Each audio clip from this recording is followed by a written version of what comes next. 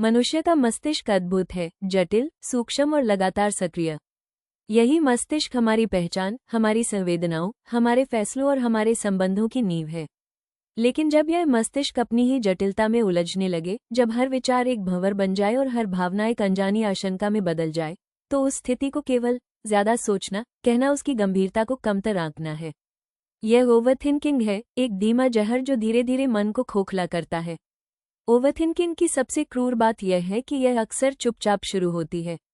यह कोई तात्कालिक संकट नहीं, बल्कि धीमी जलन है, लगातार मगर अदृश्य।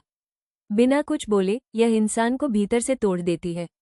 इंसान बाहर से सामान्य दिखता है, काम पर जा रहा है, लोगों से मिल रहा है, मुस्कुरा भी रहा है, लेकिन उसके भीतर लगातार एक शोर चल रहा होता है। एक सवाल उठता है, फिर दूसरा, फिर तीसरा, और हर जवाब के साथ और सवाल उभरते जाते हैं। यह अंतहीन चक्र व्यक्ति को थका देता है, पर नींद नहीं आती। डराता है, पर खतरा दिखाई नहीं देता।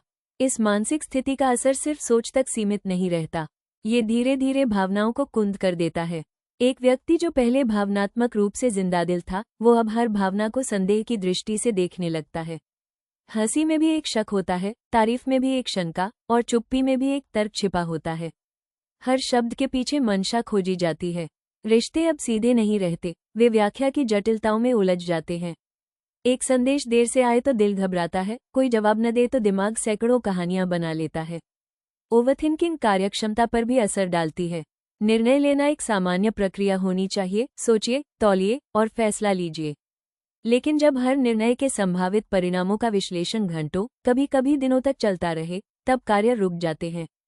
व्यक्ति सिर्फ सोचता रह जाता है, करता कुछ नहीं, और इस निष्क्रियता से जो अपराधबोध जन्म लेता है, वो इस मानसिक जाल को और कस देता है। ये सब अनजाने में होता है, कोई खुद से ऐसा नहीं चाहता। लेकिन ओवरथिंकिंग में फंसा व्यक्ति अक्सर खुद को ही दोष देता है। उसे लगता है, मेरे साथ ही ऐसा क्यों हो रहा है, मैं इतना जटिल क्यों हूँ। वह इस मानसिक थकान को अपने आत्म मूल्य से जोड़ लेता है, और धीरे धीरे आत्मसम्मान का क्षरण होने लगता है। यह आत्मग्लानि का रास्ता है, जहाँ इंसान खुद को अपने विचारों का बंदी बना लेता है। ओवरथिंकिंग का कोई त्वरित समाधान नहीं होता। यह एक प्रक्रिया है, समझने, स्वीकारने और धीरे धीरे बदलने की।